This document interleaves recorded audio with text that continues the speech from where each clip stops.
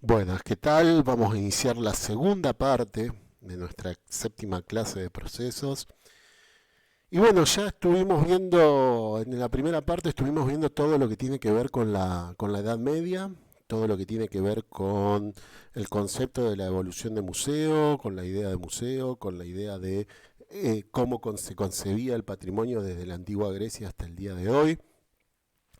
Así que bueno, ahora vamos a entrar, hasta el día de hoy no, hasta la Edad Media, perdón. Ahora vamos a entrar en nuestra segunda parte, que es el Renacimiento propiamente dicho.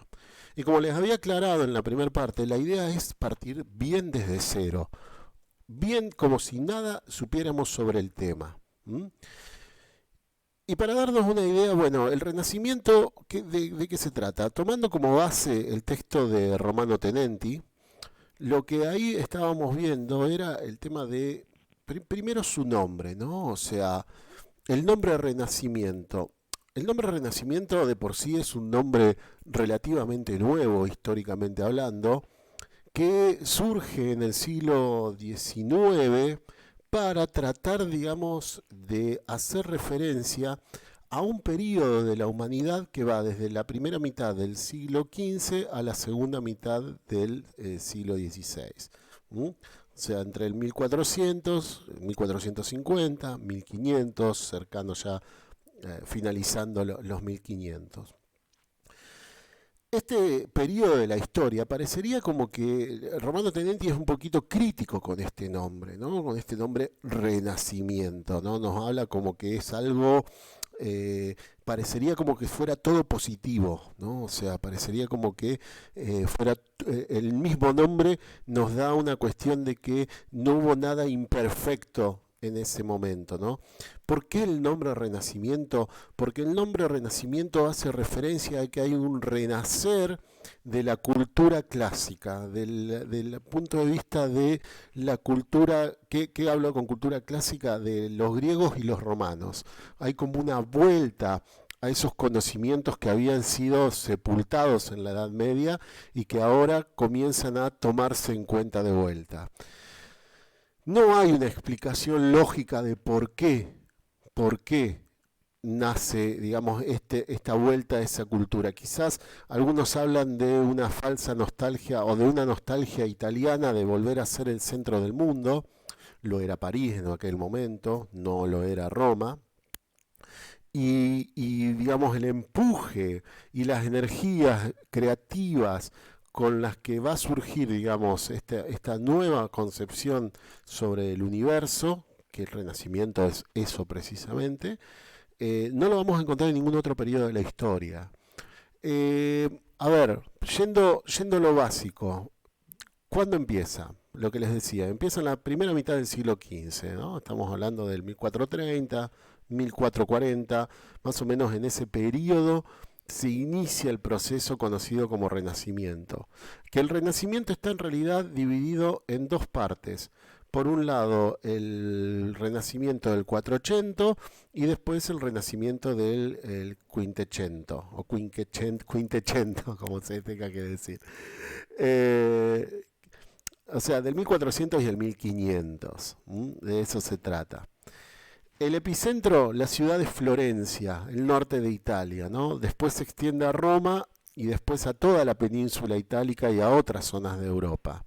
Su eje social, el humanismo. Ahora vamos a hablar de humanismo y vamos a ver de qué nos vamos a referir.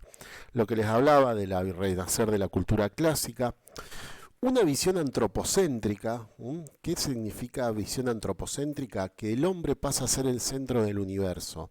Hasta este momento se creía que Dios era el centro del universo y el hombre no. Entonces el hombre pasa a ubicarse a ese lugar. Y ahora vamos a hablar a qué me refiero a la concepción de microcosmos de la que habla Romano Tenenti, precisamente es este punto, ¿no? de la visión antropocéntrica. Una vuelta a la ciencia y a la técnica como métodos, o sea, ya dejamos de lado las supersticiones, dejamos de lado un poco todo lo que tenga que ver con la cuestión religiosa. También hay un surgimiento de los gremios. ¿Qué son los gremios? Los gremios se trata de esto, o sea, vieron que hablábamos en el otro video que había especie de artistas que iban de ciudad en ciudad ofreciendo sus servicios. Bueno, en el Renacimiento se termina con esta idea precisamente y comienza, digamos, una nueva era en donde las ciudades van a cuidar su propia mano de obra, en el sentido de que van a ver, ya no se va a poder ir libremente por las ciudades ofreciendo los servicios, sino que se va a tener que contratar, digamos, a la mano de obra local, digamos. O sea, si yo voy de una ciudad a la otra y en la otra, en determinada ciudad no me van a dejar trabajar a mi artista porque van a primar por los artistas locales, ¿se entiende? Esa es la idea del gremio. De cuidar un poco la mano de obra local de cada ciudad. Esto va a significar el final del estilo internacional o del estilo gótico, como lo veníamos hablando, ya que no se va a seguir extendiendo esta idea de uniformidad artística. La secularización del arte medieval. ¿Qué me refiero con esto? Que el arte ya no va a ser algo propio únicamente de los templos y las iglesias. Ahora va a haber edificios públicos, va a haber ayuntamientos, va a haber diferentes lugares en donde palacios, digamos, y castillos donde los grandes señores más ricos de la ciudad, y comerciantes y burgueses, van a querer adornar sus espacios u ornamentarlos. ¿Mm? Va a haber una fusión de estilos antiguos y modernos, no es que se renuncia a las viejas ideas, y esto lo vamos a ver con más detalle en las diapositivas que siguen. Y el auge del mecenazgo. ¿Qué es el mecenazgo? El mecenazgo es la figura que pone la plata, para decirlo de alguna manera. A ver, para decirlo, a ver, yo les doy el ejemplo. O sea, a mí me interesaría, por ejemplo, que un artista pinte un fresco o un mural en una de las iglesias de acá del barrio. Entonces yo, el mecenas, voy a pagarle a ese artista para que lo haga. ¿M? Y de paso capaz que me incluya en la pintura también. Entonces se trata de eso, digamos, estamos hablando de lo que se llama como una profesionalización del arte, ¿no? O sea, se comienza, digamos, a contratar al artista. Y acá el artista también se invierte en los roles. ¿Por qué? Porque antes, ¿qué sucedía? Antes el artista, digamos, se sentía honrado o se sentía como, digamos, o sea, sí, honrado es la palabra, honrado de ser contratado por tal príncipe, por tal rey o por tal noble. Y ahora la cosa es al revés. Son los nobles, los príncipes y los reyes los que van a sentirse honrados que les pinte un Miguel Ángel, que les pinte un Leonardo da Vinci. O sea, se da vuelta la tortilla, para decirlo de alguna manera. Y esto también es parte, importante señalarlo, porque es parte también de una cuestión de liberar un torrente de energía creativa que parecía contenida y que se va a dar durante todo el siglo XV, durante gran parte del siglo XIV y gran parte del siglo XV. Del siglo XV y del siglo XVI. Ahí estoy bien. Sepan disculpar, a veces se me van los números. Siglo XV y siglo XVI. Bueno, de esto se trata a grandes rasgos el Renacimiento. Ahora bien, humanismo. El humanismo no es lo mismo que el Renacimiento. Y esto que quede bien claro, porque Romano Tenenti hace esta salvedad.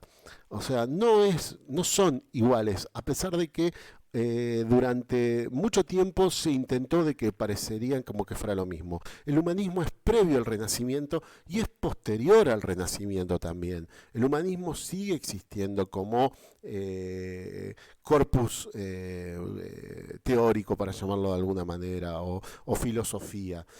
Eh, no se trata del Renacimiento. En el Renacimiento encuentra, para decirlo de alguna manera, encuentra como su punto más alto. ¿M? A ver, ¿de qué se trata? El humanismo tiene una perspectiva que tiende a la igualdad fraterna entre todos los humanos. A pesar de que es altamente individualista, propone la unión de la humanidad, para llamarlo de alguna manera. ¿Mm? ¿Por qué? Porque reivindica e idealiza a valores ahistóricos y reivindica que son ahistóricos, valores que son, digamos, aplicables para toda la historia de la humanidad, ¿no? O sea, estos valores pueden ser aplicables en el futuro, fueron aplicables en el pasado, se pueden aplicar ahora mismo. De eso se trata su ahistoricidad, ¿no? Son valores que no, de tipo más universal, ¿m? Y son válidos para el hombre en sí. ¿Qué me refiero con el hombre en sí? Se trata de que eh, eh, la historia del hombre no está determinada por la divinidad, sino que está determinada por sí mismo. El hombre es dueño de su destino. ¿M? Y el conocimiento y la ciencia nos va a servir como vehículo para que el hombre pueda aprovechar todas las oportunidades que tiene. No tiene que haber alienaciones, no tiene que haber opresiones al hombre. El hombre tiene millones de oportunidades que no son explotadas y que pueden llegar a ser explotadas a través de la utilización del conocimiento científico. Esto es importantísimo, importantísimo este punto del humanismo. Sin embargo, yo pongo que es un fracaso. ¿Por qué es un fracaso el humanismo? Porque en realidad, solamente no llega a los sectores más populares, sino que llega al mundo aristocrático y tiene algunos resultados valiosos, pero no es inorgánico, no es una revolución mental en toda Europa. O sea, sí en grandes cortesanos, sí en grandes nobles, en reyes incluso, pero no llega a los niveles más populares. Digamos, queda como un elemento de élite ilustrada. O sea, pero con una gran fuerza también. A ver, que se entienda, no es que el humanismo fracasó ahí y quedó olvidado.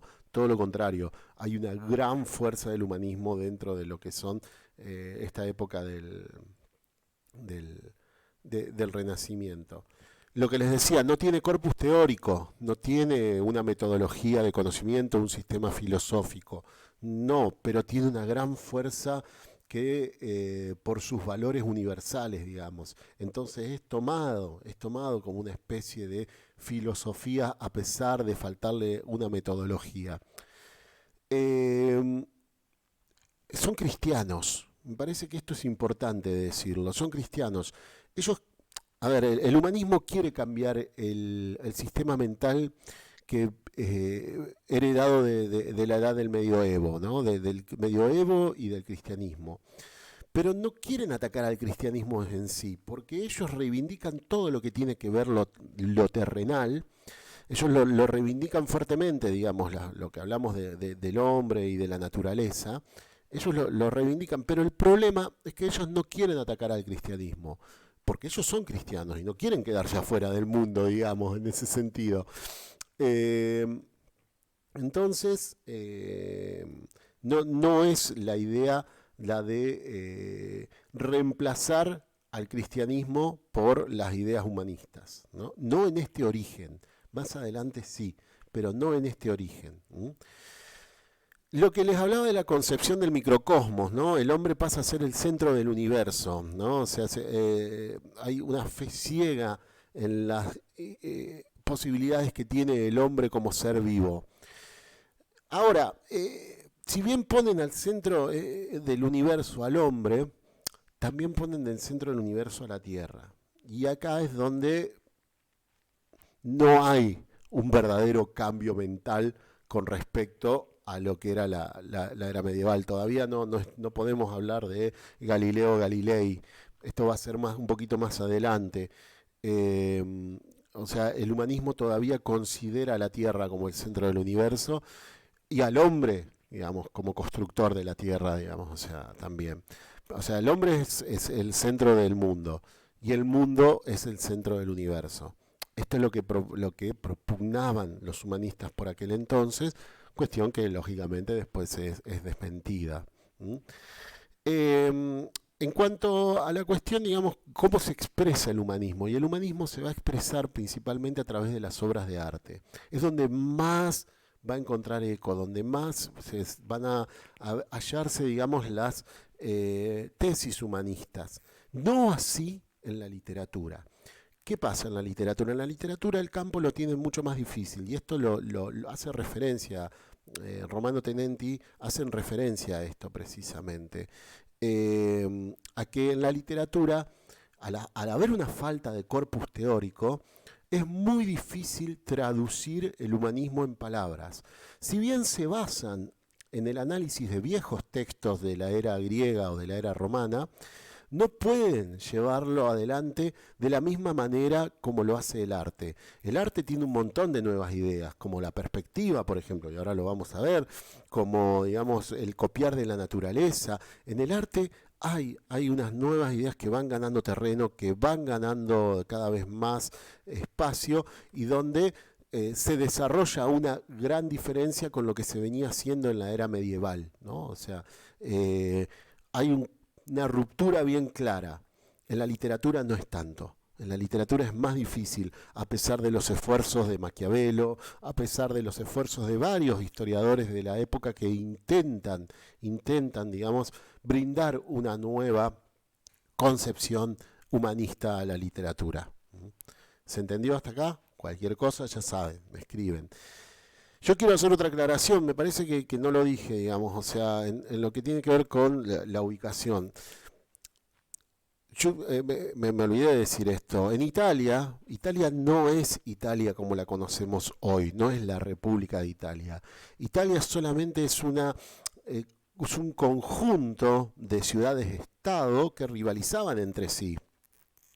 Tenés el Ducado de Venecia, tenés el Reinado de Parma, el Reinado de Nápoles, Roma. O sea, no podemos hablar de una identidad italiana como tal aún. O sea, si bien compartían rasgos en común, no podemos decir de que se trate de que Italia era, digamos, una república unida como lo encontramos recién. Eso podemos recién hablar de una Italia en 1871 en primer término y una Italia totalmente unida ya en el siglo XX. Así que no se hagan esta idea de que Italia es un país. Italia no es un país, es una península en este momento conformada por diferentes estados. Ahora sí, sigamos. El 480. Acá vamos a entrar ya en la parte, digamos, a ver, no me olvidé nada, en la parte más artística del Renacimiento. En primer lugar, en el 480 va a comenzar, tenemos en el epicentro del Renacimiento, que es Florencia. En Florencia nos vamos a encontrar con la siguiente situación. Florencia tiene una catedral gótica enorme, pero cuyo objetivo era tener la cúpula más grande del mundo. Esto no encontraban la manera de poder resolver esta situación hasta que un arquitecto casi desconocido para la sociedad de Florencia, llamado Filippo Brunelleschi, va a aportar una idea para poder resolver, digamos, de alguna forma la falta, digamos, del remate de la catedral de Florencia. Y bueno, Filippo Brunelleschi va a llevar adelante la construcción del Duomo de Florencia, y el Duomo, como lo conocemos, que es una cúpula enorme en la ciudad de Florencia, en la catedral de Florencia, que para subir ahí hay que subir por 500 escalones, ¿no? Una locura, pero es tremenda la vista que hay desde ahí arriba. Ahora, ¿qué es lo que tiene de particular Brunelleschi? Brunelleschi no solamente era un gran arquitecto, Brunelleschi va a ser fundamental para el desarrollo de la idea del Renacimiento en Italia. Brunelleschi va a aportar una idea completamente nueva para todo su círculo artístico, porque no se trataba solamente de él, también él se codeaba con pintores, escultores, etcétera, etcétera, etcétera, y va a aportar esta nueva idea, la perspectiva. Uy, qué mal que lo escribí ahí, recién me doy cuenta y dice la perspectiva. No, bueno, saquen la E, por favor, saquen la E. No voy a filmar, no voy a grabar todo de vuelta, saquen E. La perspectiva. ¿Qué es la perspectiva? La perspectiva es la ley matemática por la cual los objetos disminuyen de tamaño a medida que se alejan de nosotros. Sí, lo leí porque quiero ser fiel, digamos, en lo que tiene que ver con definir algunas cosas. A ver, ¿se acuerdan cuando en el colegio nos hacían dibujar, quizás viste en una hoja, una línea, y una cruz en el medio y todas las líneas tenían que converger ahí. Bueno, eso era para pintar con perspectiva. Esta es la idea que eh, inventa o descubre Brunelleschi, ¿no? La idea de la perspectiva. A ver, hasta ese momento sí se seguía dibujando. Para dar una idea de cercanía y lejanía, lo que sucedía era que se dibujaba chiquito lo que estaba lejos y más grande lo que estaba cerca. No es que no existía esa idea, pero ahora se le da una solución matemática a esa idea y proporcional. Ahora existe el tema de las proporciones en perspectiva. En lo que hace al arte, los artistas se van a hacer de eco de estas nuevas ideas de Brunelleschi, y es el caso, por ejemplo, de Masaccio, que pinta un fresco en una de las iglesias de Florencia, que se llama La Santísima Trinidad. Lo que se encuentra ahí, en el fresco este, nos vamos a encontrar con Dios, Jesús crucificado, la Virgen María, San Juan, y los donantes. ¿Quiénes son los donantes? Los mecenas, los que ponían la plata para figurar en las pinturas, ¿no? También nos encontramos con digamos, un esqueleto acá en una especie de atrio. Uy, perdón, se me achicó la pantalla. Bueno, no lo sé arreglar para ponerlo más grande. Bueno, ya fue, no importa. Para una especie de atrio, en donde eh, lo que nos vamos a encontrar acá son con figuras muy macizas, con formas muy angulares, nada que ver lo que veíamos con el gótico. ¿Se acuerdan que decíamos en el video anterior? El gótico era como una especie de cuestión más de figuras lindas, etéreas, hermosas. Esperen que voy a tratar de arreglarlo de la pantalla. Les pido mil disculpas. Vamos de vuelta, modo pantalla completa. Ahí va. Figuras, digamos, mucho más hermosas, con mucha más gracia. Bueno, acá no. Acá aparecen las figuras como bien estancadas en el piso, bien, viste, bien duras. Fíjense que el único movimiento que se registra en esta pintura es solamente la mano de la Virgen, ¿no? O sea, como señalando a Jesús crucificado. Nada más, nada más. Los temas son mucho más emotivos, más sensibles, y lógicamente hay un alejamiento del estilo gótico o internacional del que veníamos hablando anteriormente. Bueno, en lo que tiene que ver con el análisis de los diferentes artistas, les repito, por favor, lo tomo a modo de ejemplo. No voy a andar preguntando en el parcial sobre el análisis de obras de arte. Solamente quiero que ustedes aprendan a mirar con el ojo crítico obras de arte. Me parece que eso es importantísimo, importantísimo para aprender a disfrutarlo y de qué se trataba, ¿no? Bueno, en el caso de Donatello, la primer tortuga ninja, le digo yo, en el caso de Donatello era un escultor, no era pintor, y lo que ustedes ven acá es una obra que se llama El Festín de Herodes, que es un grabado que hay en una pira bautismal de una iglesia en Siena. ¿De qué se trata esta obra? Esta obra se trata principalmente, bueno, lo que cuenta la historia es que Herodes, emperador de Roma, tenía prisionero, emperador de Roma no, perdón, Herodes tenía prisionero a San Juan Bautista. ¿Qué es lo que va a hacer? Digamos, lo tenía prisionero, pero no le tenían cierto respeto, ¿no? O sea, por eso no lo mandaba a matar, pero lo tenía, digamos, encarcelado. ¿Qué sucede? Herodes da un festín. En ese festín va a bailar baila una danzarina que se llamaba... ay, ¿cómo se llamaba? Miren, no me puedo acordar. Bueno, no importa. Va a haber una bailarina que va a cautivar a Herodes, ¿no? Salomé, pues miren, ahí estaba. La bailarina Salomé va a cautivar a Herodes. Y Herodes queda tan maravillado con el baile de Salomé que le dice, te voy a dar lo que vos quieras. La madre de Salomé, que ve esto y que odiaba profundamente a San Juan Bautista, le dice a la hija, che, pedite la cabeza de San Juan Bautista. No, callate, vieja loca, mirá lo que pedí, le dice Salomé, mirá si voy a pedir eso. Pedite la cabeza de San Juan Bautista. No le voy a haber dicho San Juan, le voy a haber dicho la cabeza de Juan el Bautista. Y así, bueno, finalmente Salomé pide la cabeza de Juan Bautista en una bandeja de plata. Herodes no puede retroceder porque tiene testigos, digamos, de que le había ofrecido lo que ella quisiera, y lo manda a matar. Y le traen en medio del festín, en una bandeja de plata, la cabeza de San Juan. Bueno, eso es lo que nos está retratando Donatello en este mismo momento, ¿no? O sea,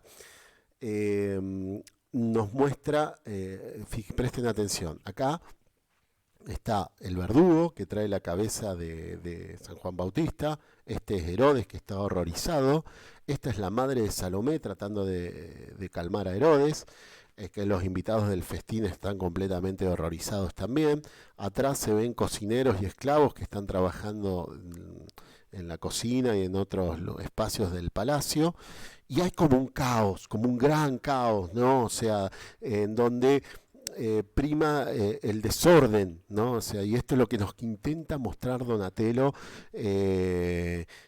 a través de gestos y ademanes muy violentos, ¿no? Muy violentos. O sea, hay una clara ruptura con el estilo gótico. Y fíjense también, digamos, que hay un gran estudio de lo que era la antigua Roma en lo que tiene que ver con lo que eran los espacios o cómo eran los palacios de por aquel entonces. Y también hay una utilización de la perspectiva de la que nos hablaba Brunelleschi, donde a medida que avanzamos, o sea, que miramos más en profundidad, es como que estamos en un espacio de 3 dimensiones, reforzado, porque todo aquello que está en primer plano está como grabado de forma más profunda, y aquello que está en un segundo plano o tercer plano está grabado de forma mucho más liviana, ¿no? Bueno, eh, acá vamos a hablar de otro artista, de un artista flamenco. La región flamenca es la región del norte de Bélgica, para que ustedes se den una idea, que se llama Jan van Eyck. Y acá Tenenti, Romano y Tenenti nos hacen una gran diferenciación entre lo que es el renacimiento flamenco y el renacimiento italiano, entre qué camino toma cada artista, digamos, en general, en donde lo que hablan Romano y Tenenti es que el renacimiento del norte o el renacimiento flamenco en realidad no llega a romper los esquemas o las estructuras como lo hizo Italia. No hay un nuevo corpus teórico, sino que lo que hacen es darnos una idea mucho más intensa de lo religioso, pero sigue siendo lo religioso como lo principal a la hora de estudiar estas obras de arte. Lo que ustedes ven acá es lo que se llama un retablo. Un retablo es como una especie de pintura que se abre, sería como un botiquín, ¿vieron? Gigante, que se abre y se cierra, donde hay pinturas adentro y hay pinturas afuera. En la parte externa ustedes se van a encontrar con una imagen de la Anunciación, ¿no? De acá de este retablo. Este retablo está en el altar de Gante, 1432, fue robado un par de veces, también fue víctima de los nazis, o sea, tiene una historia bastante turbina este retablo. Lo que ustedes van a encontrar acá es lo que les decía, la imagen de la Anunciación, San Juan Evangelista y San Juan Bautista representados como estatuas, los donantes, de vuelta la idea del mecenazgo, y en el interior del retablo te encontrás con un Adán y Eva desnudos en cada extremo, ángeles tocando y cantando, Dios, San Juan Evangelista y la Virgen, y debajo un pasaje del Apocalipsis que lo podemos ver más en detalle acá, que se trata más que nada de un pasaje el que habla de que van a venir desde todos lados a adorar al Cordero de Dios, etcétera, etcétera, y que son incontables la cantidad de personas y bla, bla, bla.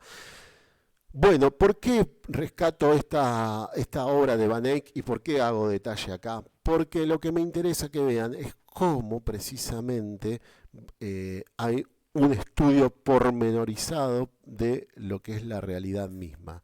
No se trata de una improvisación, no se trata, digamos, de una cuestión de dibujos por dibujar, sino que cada rostro está detallado al máximo, lo mismo que lo que tiene que ver con la vegetación, los edificios son copiados de la realidad, ya hay una idea de copiar de la realidad tal cual es. Cada rostro es distinto, cada rostro es diferente en esta obra. Fíjense lo que sería pintar todo esto, háganse una idea. También Van Eyck no solamente hizo arte sacro, también se dedicó a lo que es el arte, a los retratos, en este caso pintando a un comerciante italiano con su esposa, que es el matrimonio Arnolfini, en donde pinta hasta el último detalle esto es en la casa de los Arnolfini, e incluso se pinta a él mismo a través de el detalle del espejo circular que está en el fondo, ¿no? Y acá es donde firma diciendo Jan van Eyck estuvo aquí. Eh, esta obra parece más una obra, digamos, de fotografía que una obra de pintura, en el sentido de no solo por la utilización de la luz y la iluminación, sino para que quede como una especie de registro de lo que estaba sucediendo en ese momento. El matrimonio Arnolfini está tomando sus esponsales y necesitaban un testigo. Van Eyck actúa casi como ese testigo. Y después vamos a los detalles, fíjense lo que es haber pintado este perro, por favor. Una locura, una locura. O sea, un dato de color, un dato de color. Van Eyck se le adjudica haber sido el inventor de la pintura al óleo. ¿Por qué? Porque con el óleo lo que conseguían, los aceites, era una mejor transición en lo que tenía que ver con colores y lo que tenía que ver con oscuridades y claridades, ¿no? ¿Qué se utilizaba antes? Se utilizaba, el ingrediente principal en la pintura era el huevo, pero el problema con el huevo es que se secaba demasiado rápido. Los colores se obtenían a través de la utilización de minerales, piedras, etcétera. No era tan simple, o sea, no es que íbamos a comprar témpera a la librería y con eso podíamos pintar, ¿no? Eso es como más complicado. Sigo, espero que se vaya entendiendo todo. Bueno, hay una cuestión, no hay una renuncia total a las ideas góticas en muchos casos, ¿no? No hay una renuncia total en donde, digamos, hasta acá, ahora se va a pintar de esta manera, antes se pintaba así y ahora se va a pintar así, digamos, no. Hay algunos artistas que tomaron estas ideas pero que no las hicieron propias, pero querían dar cuenta de que ellos conocían de lo que se hablaba. Es el caso del Fra Angelico. Fra Angelico es un monje que pintaba en las paredes de su monasterio y pintaba en las paredes de los demás monjes que vivían con él, en sus habitaciones y demás, y pintó esta obra que se llama La Anunciación, ¿no? En La Anunciación parece más una obra gótica, una obra más gótica que del estilo moderno. Solamente nos damos cuenta, digamos, que hay un uso de estas nuevas ideas como la perspectiva en la utilización de lo que tiene que ver los arcos que están aquí, ¿no? Y el banco de madera en el que está arrodillada la Virgen o apoyada la Virgen. No hay otra cuestión que nos indique que, es más, todo lo demás parece más gótico que moderno, ¿no? O sea, hay una renuncia a estas ideas modernas, pero Angélico lo que intentaba era demostrar que él sabía, él conocía de estas nuevas ideas, pero no le interesaba en lo absoluto utilizarlas. O sea, él demostraba con esta obra de que el arte viejo todavía seguía vivo, para llamarlo de alguna manera. Hubo otros artistas que, en cambio, sí abrazaron estas ideas nuevas, las hicieron propias y las explotaron al máximo. Es el caso de Andrea Mantegna. Andrea Mantegna, o Andrés Mantegna, como lo quieran llamar, eh, sí tomó las nuevas ideas y las recontrapuso en el tapete, para decirlo de alguna manera, y se ve claramente en esta obra que se llama Santiago Camino a su ejecución. A ver, las figuras son figuras rígidas, como lo que veíamos en Masaccio. Él nos abre toda una idea de contexto romano a través de la utilización de la perspectiva. Fíjense el arco que está ahí, fíjense, todo nos remite a lo que era el mundo romano de por aquel entonces, o sea, de la antigüedad. Y, la, la, eh, y acá lo pongo, digamos, distribuye las figuras para que sepamos lo que sucede. Que esto es un tema. A ver, los artistas digamos, del Renacimiento, lo que van a intentar es copiar de la realidad. Pero, ¿qué pasa con esa realidad? La realidad generalmente es caótica, ¿no? O sea, la realidad no se trata de una cuestión armónica, ¿no? O sea, no es que nosotros vamos a tener dispuestos todos los elementos de esta manera para observar, si estamos en la realidad, para observar de la mejor manera esta escena, lo más fehacientemente posible. No, eso no sucede. ¿Qué pasa generalmente? Generalmente vas a tener a alguien que se te cruza adelante, alguien que viene por este lado, otra persona. Entonces, ¿cómo copiar de la realidad pero manteniendo la armonía? Esto es el gran problema que va a haber en el primer Renacimiento, en el Renacimiento del 480. Este es un gran problema. Muchos artistas van a intentar solucionarlo, como es el caso de Botticelli, que Botticelli va a tratar de que prime la armonía por sobre la realidad, ¿no? Bueno, a ver, ¿a qué me refiero con esto? ¿A qué me refiero? Me refiero a que, por ejemplo, Botticelli pinta el nacimiento de Venus, y fíjense que no estamos hablando de un tema católico, sino que estamos hablando más que nada de un tema, eh, de un mito romano.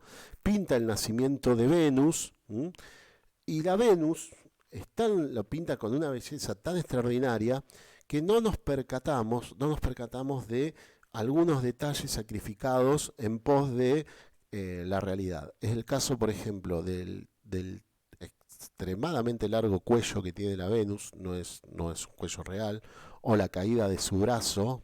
La caída de su brazo tampoco es, digamos, algo realista, pero esto, Botticelli es consciente de esta situación. Lo que pasa es que él trata de que quede en perfecta armonía.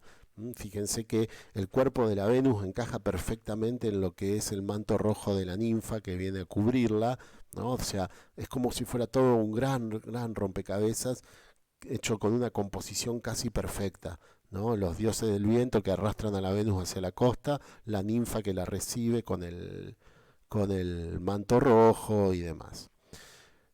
Pero este tema de la armonía y del orden que preocupaba tanto a los artistas del 400, lo van a solucionar los artistas del 500.